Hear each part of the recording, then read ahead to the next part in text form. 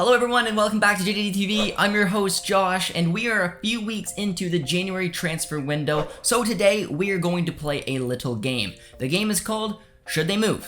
It's a very simple game and we are going to take a look at all the Canadian players out there and answer that simple question if they should move or not, whether I think it should be in January, if they're fine where they are, or maybe the summertime. I just give you guys my opinion, and to do that we are using Transfermarkt. We got a nice little organization chart here with all the Canadian players and we're going to start at the highest transfer value and work our way down. Great little tool if you guys want to use it. Of course, give a little shout out over to Manuel Vey, friend of the channel, who did an excellent job as well. So hopefully you guys are excited, and if you are, as always, be sure to drop a like, drop a sub, and let's get into it now.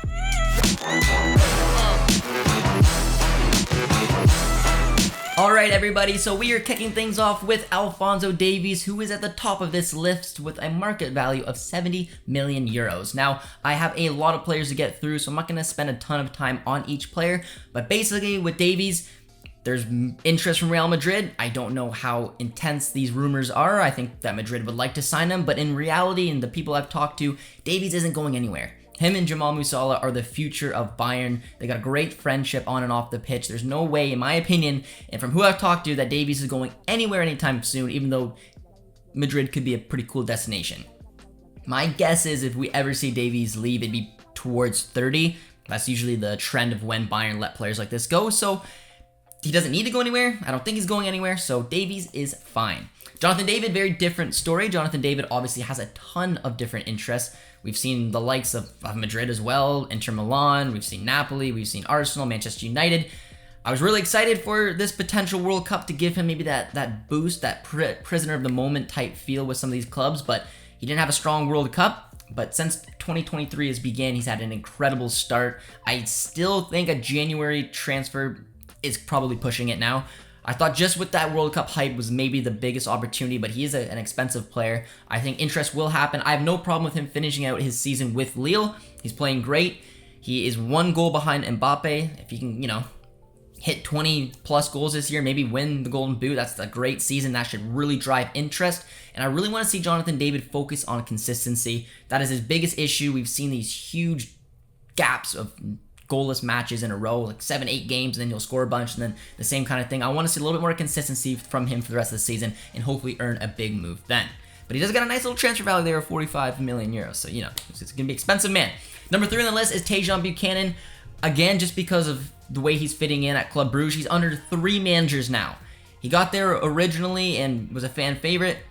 New manager comes in, it continues, and now with the sacking and appointment of Scott Parker, he is still a fan favorite under Parker. He's played basically 2 matches. He's got a more advancing role in his last match. He played as a right attacking mid in that 4-2-3-1, exactly where I want to see him.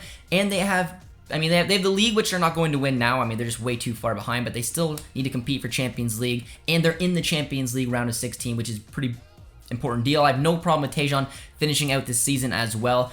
It'd been nice to see if maybe Inter Milan or one of those Italian teams were really interested in him, but doesn't mean they can't come back in the summertime or potentially buy him and loan him back to Club Brugge. But I don't think that'll happen. I think there will be some interest in the summertime, and Tejon will more than likely finish out his season with Club Brugge, and he's got a market value of 12 million. So I heard the number when we heard Inter was interested towards like that 20 million mark, so we'll have to wait and see. Number 4 is Stefan Eustáquio. Had that injury, he's coming back from it. He hasn't started yet since he returned from the World Cup to Porto. He's been, like I said, battling injury, but he established himself as one of the most important players in this Porto side. I'm assuming once he's fully fit again and getting those reps, he will be back in business. I don't think Eustáquio should go anywhere. I've heard a few people reach out to me and say, Josh, what do you think about Eustáquio going to the Prem, here, there, and everywhere? And I just think he's comfortable where he is. It took him a long time to get to this level. He had a nasty injury earlier in his career. He's battled back. He's unbelievably important to Canada. He's becoming that important now to Porto. Once he gets back to full fitness and can continue to hopefully put in these performances and lock down that starting role week in, week out, he's playing for one of the best teams in Portugal. He's playing in the Champions League. I think he's right where he needs to be. I don't know. If he goes to the Prem, for example, it'd probably be a mid-table club, and it's just an uphill battle. I like seeing him confident. I like seeing him starting, and that's just the best we get out of Stefan Eustáquio. And with a transfer value of 8 million, it's just, I don't know what kind of deals that are going to be in there that could take him away from where he's at right now, because I really like the player he's becoming. Number 5th, we've already done a topic on this, but it's Kyle Larin. Kyle Larin, at time of recording, is still a part of that Club Brugge side. I'm expecting hopefully that the rumors to Cadiz are true, and I like them. I want to see him go to Cadiz. Before, he was very close-minded, it seemed like in the summer. He wanted the Premier League, he wanted the Champions League. He got the Champions League with Club Brugge, but it's just been a disaster, an absolute disaster. He started way too low on the totem pole of strikers. He was number 5th in the depth chart, basically, and he just wasn't able to climb his way up. And now it's time for him to move on. He's opening the door to a move to La Liga. They need a striker with Lucas Perez moving on. It's exactly the type of move I want to see, and I really hope Kyle Larin... If you guys are watching this, I'm hoping it's changed, and it's done. It's a done deal. He's moved on, but... Cadiz are in relegation battle. They lost Lucas Perez. They need a strategic way to bring in a decent striker on a low budget at a value of 6 mil. That's exactly what we're going to get from Kyle Larin.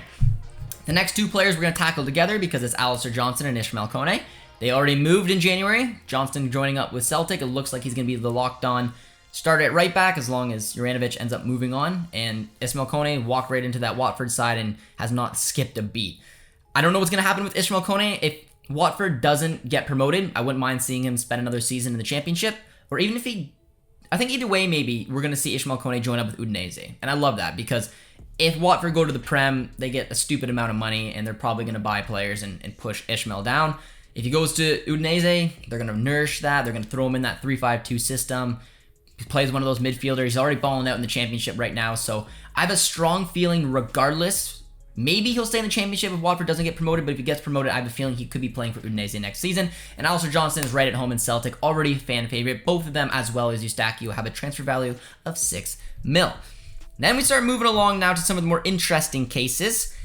Number 8 is Ike Ugwu. I'd be very open to see Ike Ugwu leave now. I really like that he got this move to Troyes because he needed out of Belgium. He had a nice loan season, half loan season with Troyes. He scored a bunch of goals. And we thought he was going to replicate that form, and he's been nowhere near it. He doesn't even get brought on as a substitute anymore, even when the team is losing. It's just not a good look right now for Ike. He needs to find a way out. I don't really have another suggestion on where I'd want to see him go. I don't really want to see him go back to Belgium. I'd probably, unless it's a team somewhere mid-table. I mean, because he has proven he can score goals in Belgium. But I'm kind of thinking like the Turkey route. I could see like an Ike Ugwu. Maybe if Haji Wright, who's been linked away, is going to move on, maybe Ike Ugwu could then join up and take his spot. But right now, this season at Troyes is becoming a disaster, kind of similar to Kyle Larin. He had a really positive end of his season, so it's been pretty upsetting to see the way that it's gone, and I don't see it changing. Mama Baldé's locked down that starting striker role, and Ike is just on the outside looking in. So I'd be very open for hopefully a loan move or something in January. Doesn't sound like there's any rumors on it, but if not, if things don't turn around, he needs to find a new club in the summertime.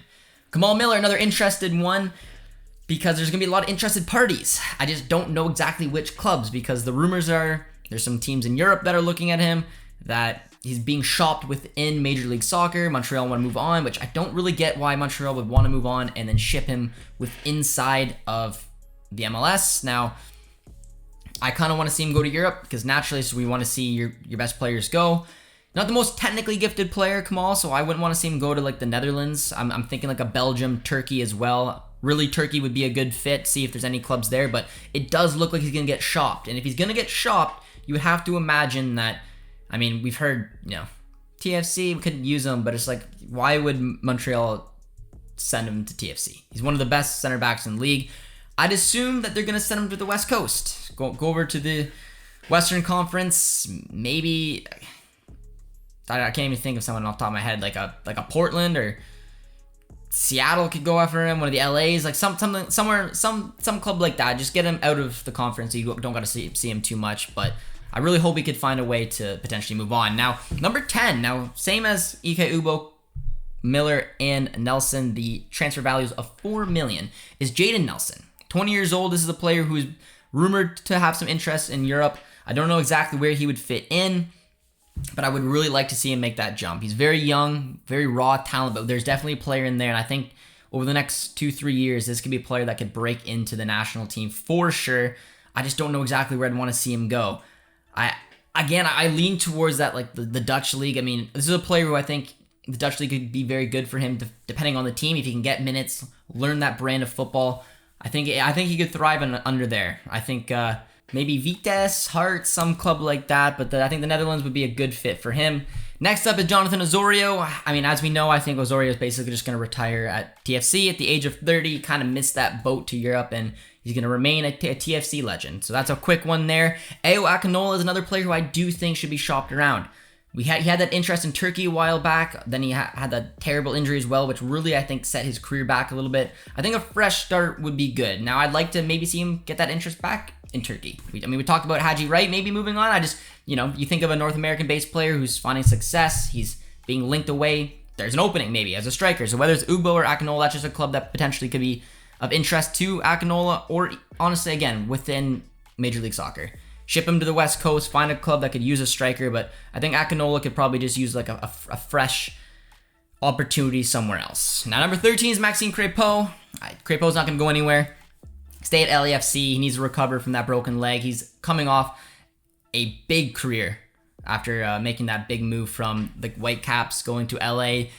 Supporters Shield, MLS Cup. He's a champion. Get back to full fitness and enjoy the beautiful LA sunshine and get back to full fitness. Next up, we have Marc-Anthony Kaye, Samuel Piette, and Richie Larea. All of them are very interesting, but I do think they will all stay put. Kaye, he'll be at TFC hoping for a big bounce back season because he had definitely had one to forget last campaign. His teammate Richie Larea, again, I think he's going to have a good opportunity just to find that rhythm once again. I think he was very hard done by for Forest. He's back with TFC. He'll probably get a ton of minutes, as we know he will. And I mean, maybe down the line he can earn another move. But at the age of 28, again, kind of like Osorio, that window's kind of running out. But I just see him obviously staying at TFC and probably staying at TFC for the foreseeable future. And same as Piette. Piette's not going anywhere. Captain of CF Montreal, he will be there. Next up is Shaquille Marshall Ruddy. Now, this is a player similar to Nelson. Very raw talent.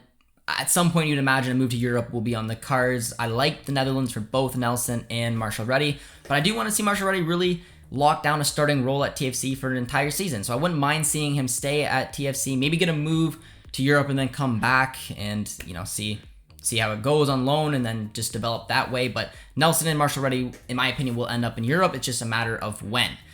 Liam Miller's up next, and another very interesting player. I mean, really good season with Basel last year. This season hasn't been so great. I don't think he should move quite yet. I want to see him finish out his season because I think he can win back that starting role and lock it down week in, week out because we know the type of player he is. But if it doesn't really turn that way, maybe in the summertime, Miller could look for another opportunity because, yeah, this season has not been great for him. Now, we do have our first free agent on the list, and that is Lucas Cavallini. Now, I don't know where I want to see Cavallini go. I really don't. I'd imagine probably back to Argentina, Uruguay. We've heard those type of rumors. I mean, Liga MX could be an interesting one. So more than likely he'll move to one of those three. But at the age of 30, I kind of have a feeling maybe it's going to be Uruguay/Argentina. But we'll have to wait and see. I don't think Europe will be an option for Cavallini. Now, number 20 on this list is Samuel Adakubi, who's having not a great... I mean, he had an unbelievable season with Hatayspor last campaign. This one is not going according to plan for Hatayspor. Adakubi's been decent, but I think it's time for an opportunity. I think he could have earned a move maybe, but Hatayspor were mid-table. He was comfortable. The options just maybe weren't there, but now just seeing how poor the season is, he hasn't been great either. A couple different managers. This would be a good opportunity for him to maybe get that move. After that, it's Joel Waterman, and similar to Adakubi, I think that he could be open to a move. We've heard rumors as well, but it looks like they're kind of trying to shop now Kamal Miller, so that kind of tells me maybe Joel Waterman's going to be a part of CF Montreal's plans. Regardless, I don't know exactly where I'd want him to go. I'd imagine Waterman was linked to a league like Turkey if he's going to make that move. Adakubi's in Turkey and probably could use a move to maybe like a bigger club within Turkey. There's those rumors maybe bringing him back to Major League Soccer, which I'm not sure I really want to see him do. I'd rather see him maybe, an Istanbul Başakşehir, Trabzonspor, something like that for Adakubi, and Waterman, similar boat. If he's going to move to Europe, maybe a league like Turkey. We know Fenerbahce was linked with him, but I kind of have a feeling maybe Waterman will stay at CF Montreal if Miller moves on. We're on to the final few players on the list. 25 players we went through today. The top 25 valued players on Transfermarkt. And number 22 is Jacob Schaafenburg. A mullet like no other. He's going to stay at Nashville. With a mullet like that, he's in the city where he needs to be. Yeah, let's be honest. But it's going to be a big season for him. Hopefully, again, become a starter week in, week out. Get that consistency. And maybe down the line, there could be some interest in Europe. But I think he's at a good home right now in Nashville. DeAndre Kerr as well. Again, I think just at the young age he is, I think that another season at TFC would be good for him. We're not going to count Scott Arfield because he's retired, no longer playing for the national team. He'll more than likely just stay at Rangers anyways or move to another team in the summer in Scotland. And then Dane St. Clair, which is a good one to end on. Number 25 on this list. Now, 25 years old. He's 25 on the list. He's got a market value of 1.5. I do, out of our keepers, think that the most likely one to head to Europe would be St. Clair. I just don't know exactly where he would go, where he'd fit in. It's a tricky one.